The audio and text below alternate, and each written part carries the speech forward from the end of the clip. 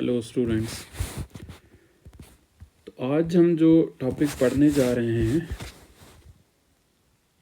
कुछ basic introduction है atoms का, मॉलिक्यूल्स का, मैटर का।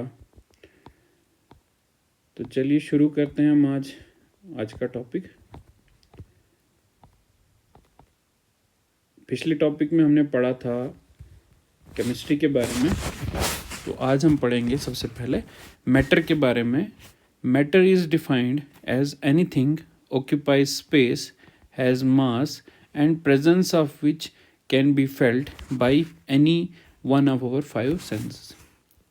जो भी आपके आसपास चीज़ें हैं, आपकी चेयर है, टेबल है, अलमीरा है, ये सब क्या है? मैटर। इवन हवा है, ये भी क्या है? मैटर। कोई भी चीज़ जो स्पेस ऑक्यूपाई करती है, जो स्पेस ऑक्यूपाई करेगी, जगह घेरेगी और जिसका मास होगा और जिसको आप फील कर सको by any one of our five senses, जैसे स्मेल कर सको, टच कर सको, देख सको, so that is matter. Anything which occupies space, has mass and presence of which can be felt by any one of our five senses is called matter. Example की बात करेंगे तो एग्जाम्पल क्या है मैटर की? Wood, plastic, water, milk, petrol, kerosene, air, everything. जो भी आपके आसपास चीज़ें हैं उसको आप बोलेंगे मैटर, जो जगह घेरती है। The concept that matter was made up of small indivisible particles was put forward by Greek philosopher Democritus। Matter, देखो कोई भी मैटर है वो छोटे छोटे पार्टिकल्स का बना होता है, मतलब छोटे छोटे पार्टिकल्स से कोई चीज़ जो है वो बनी होती है, हमेशा उसमें छोटे छोटे पार्टिकल्स होते हैं। ये कंसेप्ट किसने दिया? ये कंसेप्ट दिया डेमोक्रिटस ने। पहला ये इंसान था जिसने ये कंसेप्ट दिया कि कोई भी मैटर जो होता है उसमें छोटे छोटे पार्टिकल्स होते हैं, छोटे छोटे पार्टिकल से वो मिलके बना होता है। And these ultimate particles were called atomos, which means indivisible। और इन particles को क्या बोलते हैं? छोटे particles को इनको बोलते हैं आप atomos, जिसका मतलब होता है indivisible। indivisible मतलब उसको आप डिवाइड नहीं कर सकते, वो बहुत ही छोटा पार्टिकल होता है, उसके बाद फर्दर आप उसको डिवाइड नहीं कर सकते। However, a real good mental picture of matter which could answer the above questions as well as could explain the laws of chemical combination was put forward by John Dalton। उससे अच्छी explanation और ज़्यादा better कि उनको आप लाज पे apply कर सको, it was given by John Dalton. Atom के बारे में और डिटेल में जो इंफॉर्मेशन दी वो किसने दी? जॉन डाल्टन ने 1808 में, in the form of a theory which is known as Dalton's atomic theory। in the form of a theory which is known as Dalton's atomic theory। ये है आपका एटम के बारे में और मैटर के बारे में थोड़ा सा इंट्रोडक्शन।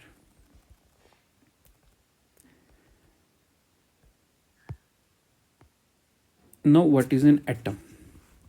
एक एटम क्या होता है? डेफिनेशन इसकी करेंगे, एग्जांपल्स कुछ करेंगे, समझेंगे इसको एटम क्या होता है। Atom is the basic unit of matter that takes part in a chemical reaction and can or cannot exist freely। Atom जो होता है एक मैटर का, एटम जो है एक मैटर का स्मॉलेस्ट पार्टिकल होता है जो एक केमिकल रिएक्शन में आता है। एक केमिकल रिएक्शन में जब भी हमें कोई केमिकल रिएक्शन पढ़ते हैं, देखें जैसे हम पढ़ते हैं C+O2 gives CO2, तो ये एक पार्टिकल जो आप लिखते हैं यहाँ पे CO, तो ये क्या है? आपका एटम है जो केमिकल रिएक्शन में इन्वॉल्व करता है, और वो एग्जिस्ट कर भी सकता है फ्रीली और नहीं भी कर सकता। मतलब फ्री, अकेला कोई एटम रह भी सकता है और नहीं भी रह सकता। जैसे ऑक्सीजन का एटम कभी O नहीं रहता, O2 की फॉर्म में रहेगा, तो वो एग्जिस्ट कर भी सकता है फ्रीली और नहीं भी कर सकता है। This is atom. देखो यहाँ पे आपको पिक्चर में दिख रहा होगा कि एक एटम का बेसिक स्ट्रक्चर क्या है। सेंटर में कुछ पॉजिटिव चार्ज का पार्ट दिख रहा होगा और यहाँ से ये इलेक्ट्रॉन जो है वो रिवॉल्व कर रहे हैं। पढ़ेंगे इसको डिटेल में, इसके स्ट्रक्चर को। Every atom is composed of nucleus and one or more electrons that revolve around the nucleus. हर एक एटम में सेंटर में एक न्यूक्लियस होता है और उसके बाहर से इलेक्ट्रॉन जो है वो रिवॉल्व करते हैं। देखिए ये क्या है, सेंटर में न्यूक्लियस दिखाया हुआ है और इसके बाहर का जो पार्ट है इसको आप एक्स्ट्रा न्यूक्लियर पार्ट बोलेंगे और इसमें आपका इलेक्ट्रॉन जो है वो रिवॉल्व करेगा, revolving electron. And this is all about atom. ये एटम है जिसके सेंटर में न्यूक्लियस होता है और उसके बाहर से ये जैसे ये रेड में आपको ये इलेक्ट्रॉन दिख रहा होगा, this is electron, revolving electron.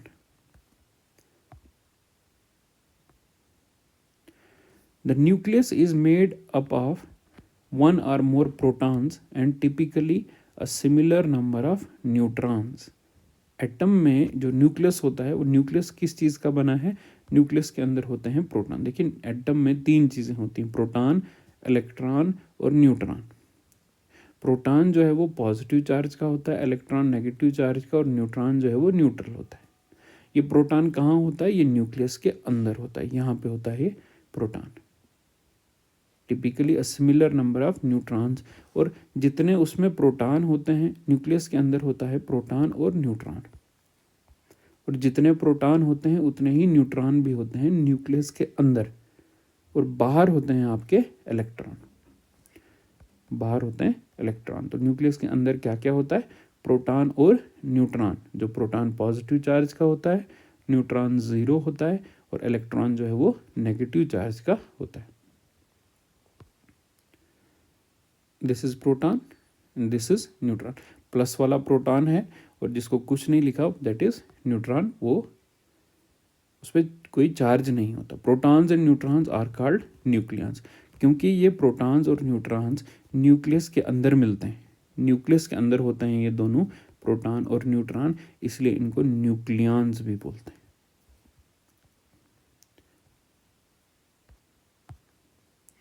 Nucleons, protons and neutrons are called nucleons. Over 99.94% of atoms mass is in the nucleus. Atom का जो पूरा मास होता है वो समझ लीजिए न्यूक्लियस का ही मास होता है, क्योंकि इलेक्ट्रॉन का कोई मास खास होता नहीं। मतलब एटम का जो मास है पूरा वो डिपेंड करता है न्यूक्लियस के ही मास पे, क्योंकि देखो एटम में तीन पार्टिकल हैं, प्रोटॉन, इलेक्ट्रॉन और न्यूट्रॉन। प्रोटॉन का साइज़ काफ़ी बड़ा होता है, न्यूट्रॉन का भी नियरली सेम होता है। प्रोटॉन और इलेक्ट्रॉन का काफ़ी छोटा होता है, बहुत छोटा होता है electron as compare to proton and neutron. और ये न्यूक्लियस के बाहर की जो ये सारी जगह होती है एटम में नियरली खाली होती, इसलिए पूरा एटम का जो मास है वो सिर्फ डिपेंड करता है किस पे, न्यूक्लियस पे ही डिपेंड करता है। 99.94% जो मास है एटम का वो न्यूक्लियस पे ही डिपेंड करता है, क्योंकि उसके बाहर की जो जगह है एक तो वो खाली है, और ऊपर से अगर उसमें इलेक्ट्रॉन है भी तो उसका मास बहुत ही नेग्लिजिबल होता है, बहुत ही छोटा होता है। इसलिए एटम का मास सिर्फ न्यूक्लियस के मास पे ही डिपेंड करता है। The protons have a positive electric charge, the electrons have a negative electric charge, and the neutrons have no electric charge, जैसा कि मैंने आपको बताया। प्रोटॉन्स पे पॉजिटिव, इलेक्ट्रॉन पे नेगेटिव, न्यूट्रॉन पे zero. Electrons of an atom are attracted to the protons in an atomic nucleus by this electromagnetic force. Nucleus के अंदर प्रोटॉन हैं पॉजिटिव चार्ज के, और उसके बाहर जो हैं वो इलेक्ट्रॉन हैं नेगेटिव चार्ज के। इसलिए ये हमेशा इसकी बीच में इलेक्ट्रोस्टैटिक अट्रैक्शन रहती है, इलेक्ट्रोमैग्नेटिक फोर्स रहती है जो उसको अट्रैक्ट करके रखती है इलेक्ट्रॉन्स को न्यूक्लियस की तरफ, और वो न्यूक्लियस के अराउंड रिवॉल्व करते रहते हैं।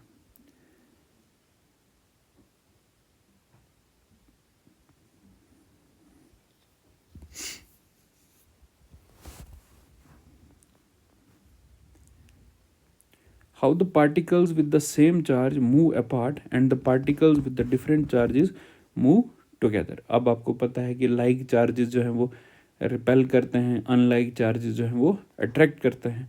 तो पॉजिटिव पॉजिटिव चार्जेस जो हैं वो रिपेल करेंगे, एक दूसरे से दूर रहेंगे, और पॉजिटिव नेगेटिव जो हैं वो पास रहेंगे, एंड नेगेटिव नेगेटिव भी आपस में क्या करेंगे, रिपेल करेंगे। ये कंसेप्ट है ये कि लाइक चार्जेस जो हैं वो रिपेल करते हैं और अनलाइक चार्जेस जो हैं वो अट्रैक्ट करते हैं।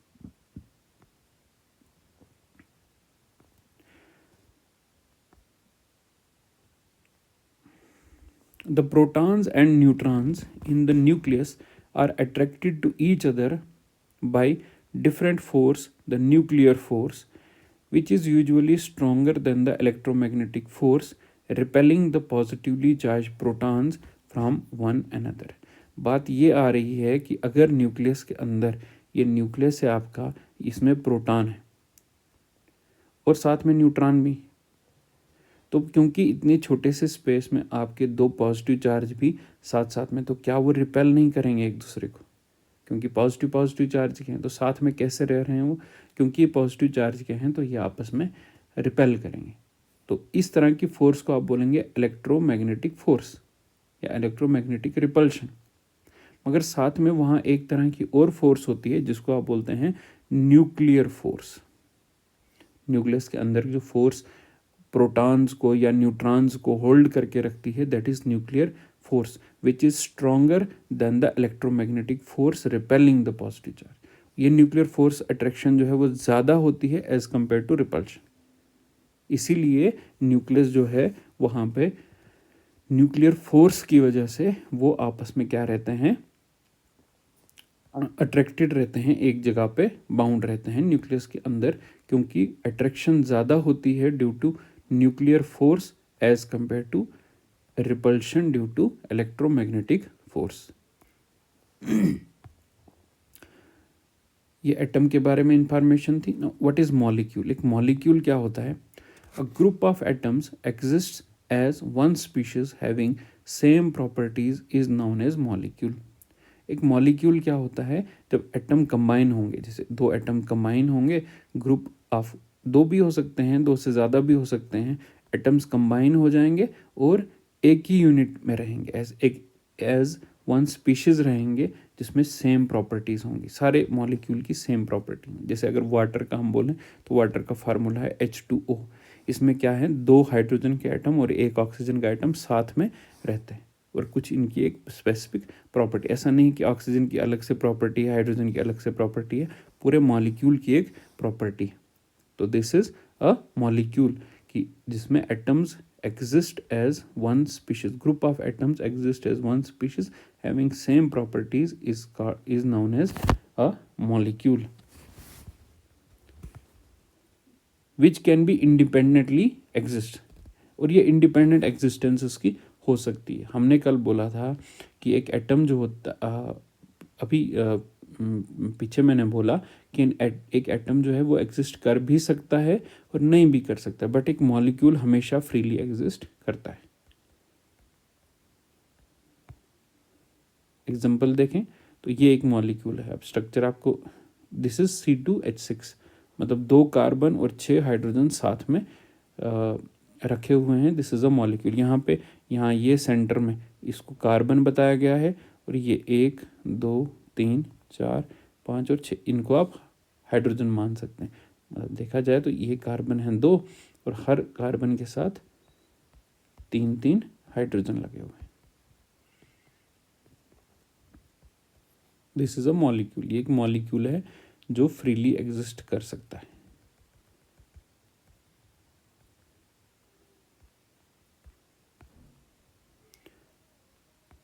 This is water. ये है आपका ऑक्सीजन और ये हाइड्रोजन, ये hydrogen. Molecules are distinguished from ions by their lack of electric charge. देखिए एटम और मॉलिक्यूल बात हो गई, बट एटम और उनके ऊपर अगर चार्ज होगा, उनके ऊपर अगर चार्ज हो तो उसको आप आयंस बोलते हैं। मतलब एटम, जैसे मान लीजिए कार्बन है, कार्बन एटम है, बट अगर कार्बन के ऊपर पॉजिटिव चार्ज हो या इस कार्बन के ऊपर नेगेटिव चार्ज हो तो ये हो जाता है आपका आयन। तो एटम्स या molecules are distinguished from ions by their lack of electric charge. इनके ऊपर कोई चार्ज नहीं होता, एटम के ऊपर कोई चार्ज नहीं है, वो न्यूट्रल होता है, ज़ीरो। जैसे मॉलिक्यूल होगा H2O, इसके ऊपर भी कोई चार्ज नहीं होगा। तो this is molecule different from. However, in quantum physics, organic chemistry and biochemistry, the term molecule is often used less strictly, also being applied to polyatomic ions. तो बट कभी कभी हम क्या करते हैं, हम उनको नाम दे देते हैं। जैसे आपको लिखा होगा CO3 2-, ये है आयन, बट ये हम इसको मॉलिक्यूल भी पढ़ लेते हैं। बट यूजुअली ऐसा नहीं होता कि जो चार्ज है, जिसके ऊपर चार्ज है, तो वो आयन ही है। In kinetic theory of gases the term molecule is often used for any gases particle regardless of its composition. Kinetic theory of gases में मॉलिक्यूल को हम तभी यूज करते हैं for any gases particle regardless of its composition. कोई भी gases particle होगा तो उसको हम मॉलिक्यूल, जैसे आप कोई गैस होगी जैसे O2, ये बोलेंगे ये ऑक्सीजन का मॉलिक्यूल है। N2 ये ऑक्सीजन का मॉलिक्यूल है। Cl2 गैस है तो ये इसका मॉलिक्यूल है। सो मॉलिक्यूल आप सिंपली देखें कि ग्रुप ऑफ एटम्स जो फ्रीली एग्जिस्ट करे उसको आप बोलेंगे molecule.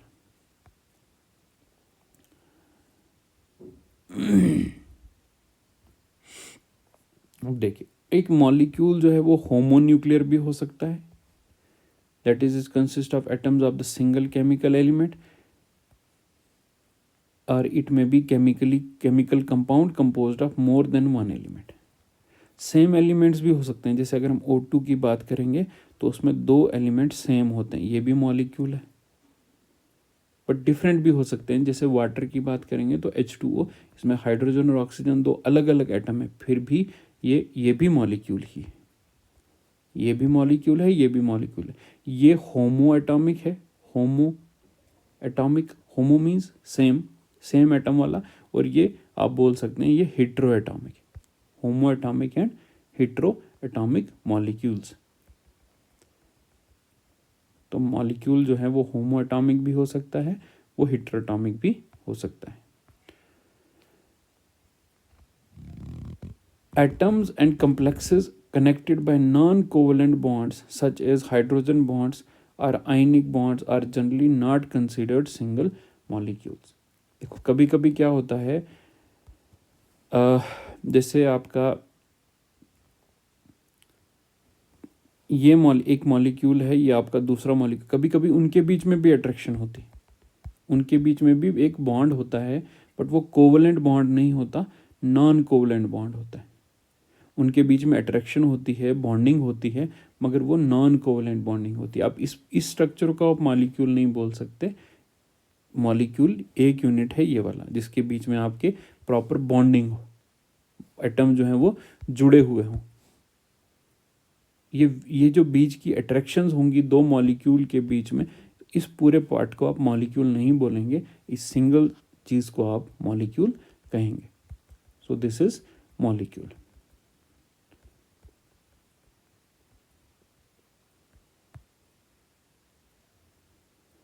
So this is all about atom and molecule. Next video में हम इससे आगे कंटिन्यू करेंगे, तब तक के लिए